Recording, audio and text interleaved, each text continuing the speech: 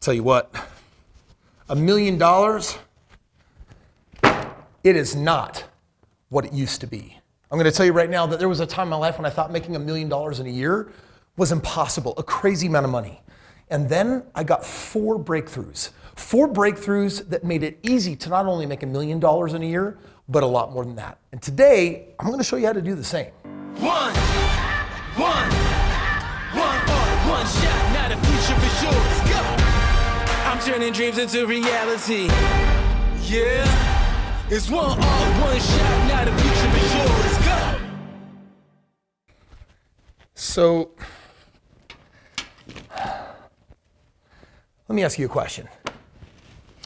You got 10 grand right here, and you got 10 grand right here, and you have a choice. You can use addition or multiplication. Would you rather take 10,000 and add it to 10,000, which is accumulating money, or would you rather take 10,000 and multiply it by 10,000 and have it turn into a big pile of money? I think we would both agree that multiplication is a lot more exciting than addition. And if that's true, then here's my question. Why are you trying to save up $1 million when there are far easier ways of making it? We can do this easy, or we can do it real easy. There was a time in my life when I was so poor that I thought $1 million was unobtainable. I'm like, that is too big of a number. I don't even know how to fathom that. I'm struggling just to make enough money to pay my bills. Like $30,000 a year was tough. And so I did something kind of cool. I said, listen, I only made $20,000 my first year working full-time at my job as a college kid. And this is a commission-based job. I bet if I apply myself, I bet if I learn these skills, I should be able to double my income. There are people here making $100,000 a year, a couple $100,000 a year. I should be able to double it, right? Well, I doubled it, and the next year I doubled it, and then the next year I got into real estate, and that helped me double it, and I started multiplying wealth up until I was making $500,000 a year. And then something really scary happened. Something changed. I decided that if I doubled it again, that doubling $500,000 meant making $1 million. And that became terrifying. And all of a sudden I had a block in my mindset. And no matter how hard I tried for the next several years, I didn't make $1 million. Not until I had these breakthroughs. So there are 4 breakthroughs in particular that I needed to figure out how to make $1 million. And you might be thinking, Kris, dude, I'm okay if I make $1 million in a decade or in 2 decades. I don't have to make $1 million in a year. Either way though, we share the goal. You definitely want to be a multimillionaire, not just a millionaire. I'm just one of those nerds who grew up to make billions. And to do that, something's gonna have to shift. Let me show you what it is. It's your mindset. Because I'm gonna tell you right now that if you think that rich people are stinking and rotten and filthy and you've got a bad mindset for those that have money, then how are you honestly ever gonna put yourself in their category? How are you gonna make it? Similarly, if you believe that, well, you know, more money, more problems, or making money's hard, it's not possible, takes money to make money. All of these ideas push money away from you when the reality is there is a different kind of mindset that makes it a lot easier to make. Our society promotes an accumulation mindset. Experts then tell us to save as much as possible for retirement. The goal should not be to save a certain amount of money, but to empower your investments to predictably and safely produce a certain amount of residual income. That comes straight out of my brand new book, Have It All. And it's when I got my hands on this really weird math. Do you know that in your lifetime, you're not even going to save $3 million? Like the money that you make working at the age 20 and then add that to 21 and to 22 and to 35 and to 48. You take a whole lifetime of working. Society's not gonna pay you millions of dollars. So how can you even save $1 million? It is going to require a different way of thinking. In fact, 4. A very special number. Number 4. The first breakthrough we need to talk about is fear. Fear is what held me back. And fear comes from something as it relates to money. It comes from scarcity instead of this notion of abundance. And I know that you've heard these words before, but I want you to think scarcity, right? It's this idea that there's not enough and that there's a lack. And abundance says, yo, there's more than enough. And so your belief on the world will dictate whether there is enough money or whether there isn't enough money. Scarcity mentality refers to people seeing life as a finite pie, so that if one person takes a bigger piece, that leaves less for everybody else. An abundance mindset refers to the paradigm that there's plenty out there for everybody. And I'm going to tell you right now, what you believe right here matters. Make a choice right now. Do you believe that there's only a finite amount, or do you believe that there's enough to go around for everyone that wants to manifest? I'm going to tell you right now, there's more than enough for you to grow your life financially without taking from anybody else. Next, we have to talk about your approach to money, because society says, go to college, work for somebody else for the next 40 years, and you should be saving your hard-earned pennies. You should be saving in a 401k. You should be saving in an IRA. But did you know that by the time you get to your 60s, how much you're going to have saved? On average, it will be right under $200,000. And you'll also have a house, and maybe it's half paid off. Maybe it's mostly paid off. It might even be paid off. But the idea that there's only $200,000, help me understand the following math.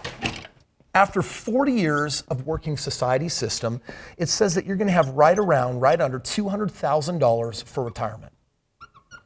The problem is that even though you probably started off by earning 30 or 40 or 50, maybe $60,000 a year, the average person in their mid-50s will peak at an average income of right around $90,000.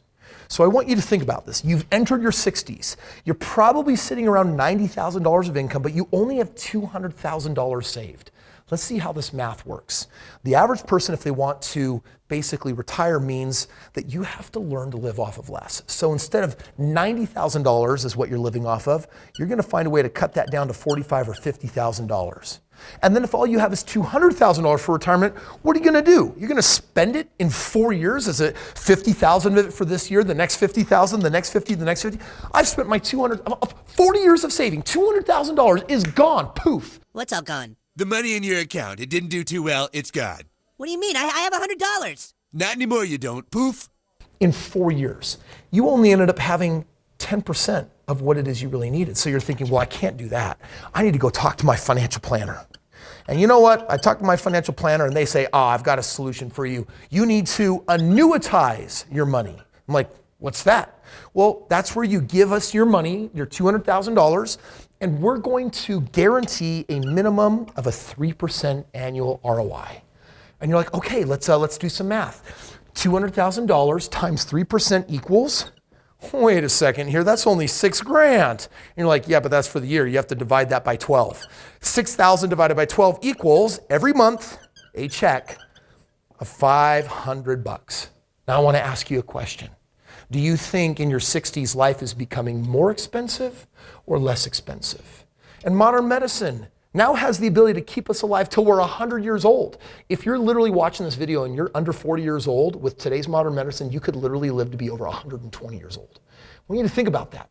We are not financially prepared for those advances in medicine, and yet it's upon us right here. And here's the problem. Saving money doesn't work. You have to learn how to multiply it. I ask again, would you rather take $10,000 and add it to $10,000 for $20,000, or take $10,000 and multiply it by $10,000 to create millions of dollars? Now we have to talk about two other words. In the third breakthrough, let's talk about whether you are dependent or whether you are independent. People who are dependent on experts for their financial success are limited by their experts. People who are dependent on themselves for their financial success have less limits on their financial potential. So I want to tell you right now, here's what society should have told you. Hey, sure, go to college and get a job working for someone else. But that's like part one of a two-part plan. Part one is that's all designed to help you make enough money to cover your bills. That's enough money to help you kind of cover the day-to-day living expenses.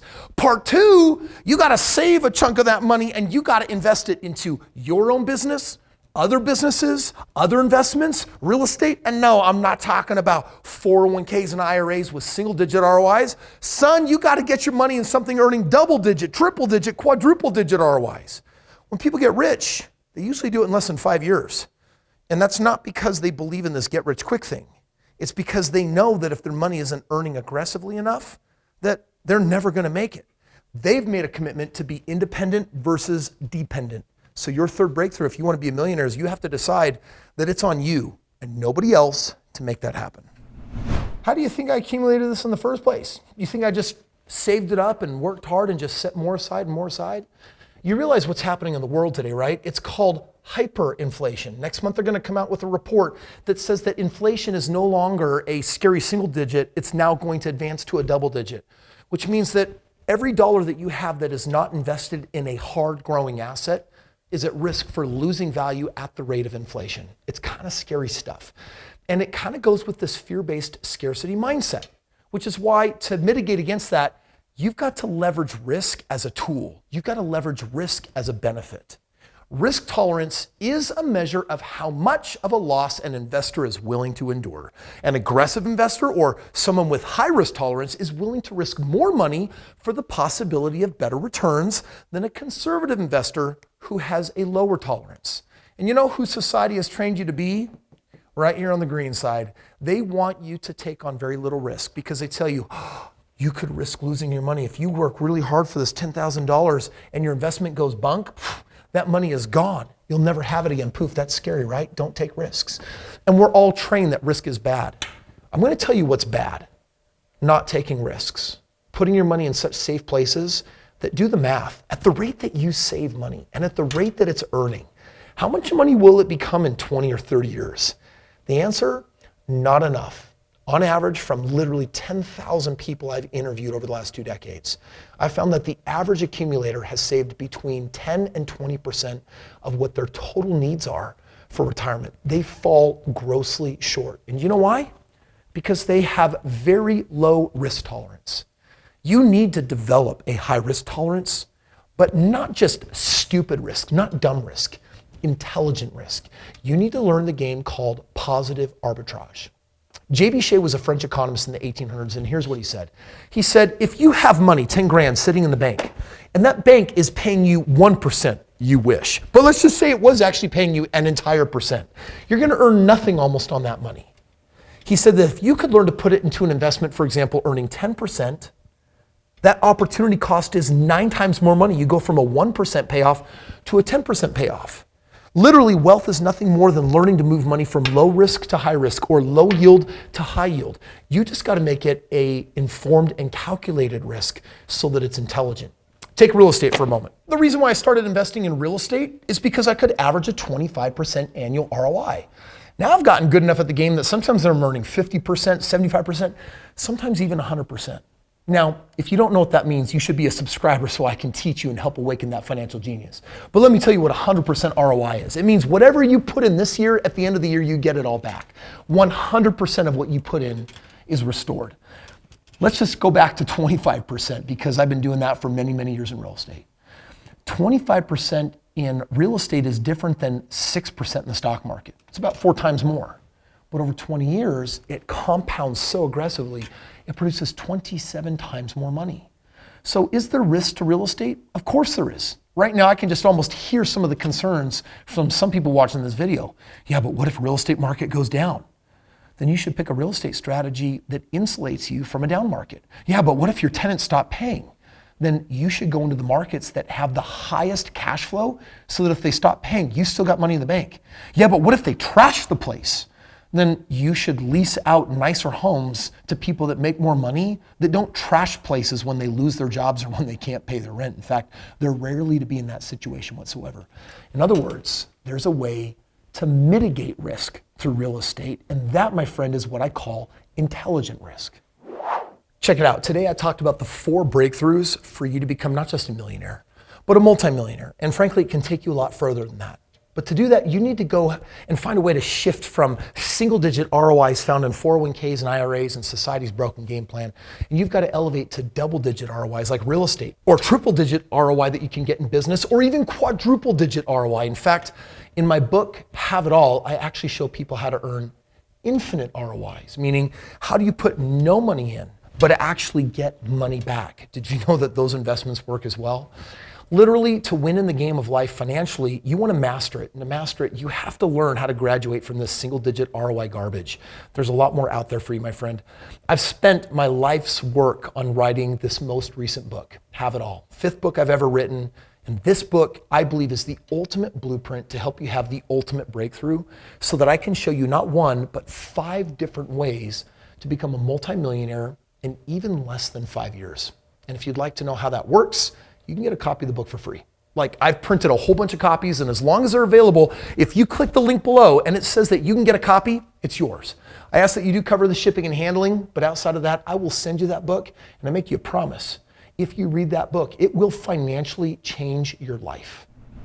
I get it. Some of these ideas are just downright weird. They're different, which is why I want you to be a subscriber here so I can keep teaching you. If you like it, I got a lot more where this came from. And speaking of really weird ideas, I actually don't believe people should ever pay off their mortgage, which sounds kind of crazy, right? Like, shouldn't that be one of your goals? But I've got 3 compelling reasons why you shouldn't. And it's a little controversial, but if you want to see what they are, click this video. Let me show you. Money, money, money. Money. No. We'll do it again. Barrett would say, don't stop the tape, Jonathan.